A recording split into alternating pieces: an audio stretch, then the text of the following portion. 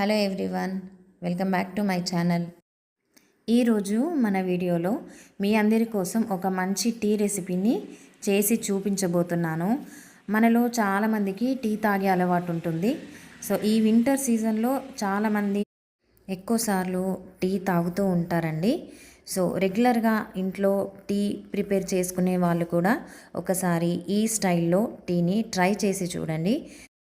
ఈ మసాలా చాయ్ని ఏ విధంగా ప్రిపేర్ చేసుకోవాలో చేసి చూపించబోతున్నానండి. ముందుగా ఒక బౌల్ని తీసుకొని స్టవ్ మీద పెట్టుకొని 2 గ్లాసుల వరకు వాటర్ని తీసుకోండి.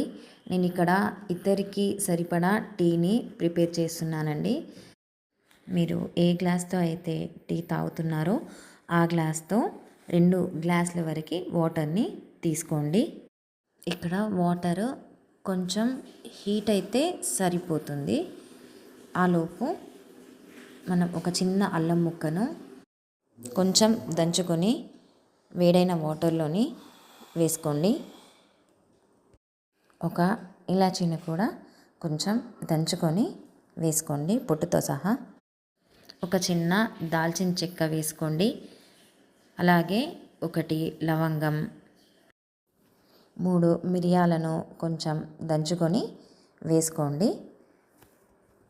ఇలా వాటర్ కొంచెం మరిగాక దీంట్లోనే 2 స్పూన్ల చక్కెరని వేసుకోండి. టేబుల్ స్పూన్ కాదండి, టీ స్పూన్ చక్కెర వేసుకోండి. అలాగే దీంట్లో 1.5 టీ స్పూన్ వరకు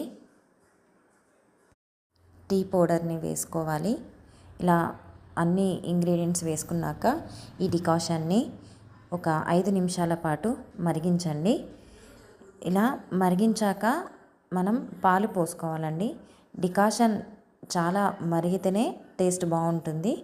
ఇలా మరిగించుకున్నాక మనం ఎన్ని గ్లాసుల వాటర్ని తీసుకున్నామో అన్ని గ్లాసుల వరకు పాలని కూడా తీసుకోవాలి. ఇలా చాలాసేపు మరిగించాక దీంట్లో మనం 2 గ్లాసుల వరకు పాలను యాడ్ చేసుకోవాలి. ఇక్కడ నేను ముందే పాలను కాచి కొంచెం గోరువెచ్చ అయ్యాక తీసుకుంటున్నానండి.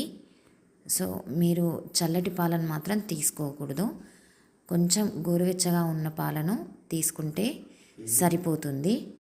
మనం ఏ గ్లాస్తో అయితే వాటర్ని తీసుకున్నామో అదే గ్లాస్తో పాలను కూడా తీసుకోవాలి. ఇక్కడ నేను 2 గ్లాసుల వాటర్ని తీసుకున్నాను కదా, 2 గ్లాసుల వరకు పాలను తీసుకుంటున్నాను. ఈ పాలను మరిగించిన డికాషన్లో వేసేయండి. పాలు ఎంత చిక్కగా ఉంటే చాయ్ టేస్ట్ అనేది అంత బాగుంటుందండి. సో చిక్కటి పాలను తీసుకొని చేయండి. ఇలా పాలు డికాషన్ మిక్స్ అయ్యాక ఒక పొంగు వచ్చే వరకు సిమ్లోనే ఉంచండి. ఇలా ఒక పొంగు వచ్చాక మనం ఇక్కడ ఒక గరిటె పెట్టి కలుపుకోండి. మంటని సిమ్ టు హై ఫ్లేమ్లోకి మార్చుకుంటూ గరిటతో ఇలా పైనుంచి కిందికి పోస్తూ ఇలా మరిగించుకోవాలండి. ఇలా చేయడం వల్ల టేస్ట్ అనేది పెరుగుతుంది, చాయ్ కూడా చిక్కబడుతుంది. సో ఇలా ఒక 1/2 నిమిషం పాటు మరిగించుకున్నాక చాయ్ని గ్లాస్లోకి వడబోసుకోండి. సో అంతే అండి, చాలా టేస్టీగా ఉండే మసాలా చాయ్ రెడీ అయిపోతుంది. చలికాలంలో హెడేక్గా ఉన్న మైండ్ రిఫ్రెష్మెంట్ కోసం ఒకసారి ఈ టీని తాగి చూడండి. మైండ్ అనేది చాలా రిఫ్రెష్గా ఉంటుంది, చాలా టేస్టీగా ఉంటుంది. అలాగే సింపుల్గా కూడా చేసుకోవచ్చు. సో ఈ స్ట్రాంగ్ మసాలా చాయ్ రెసిపీ మీకు కనుక నచ్చినట్లయితే లైక్ చేయండి, మీ ఫ్రెండ్స్ అండ్ ఫ్యామిలీకి షేర్ చేయండి and subscribe to my channel.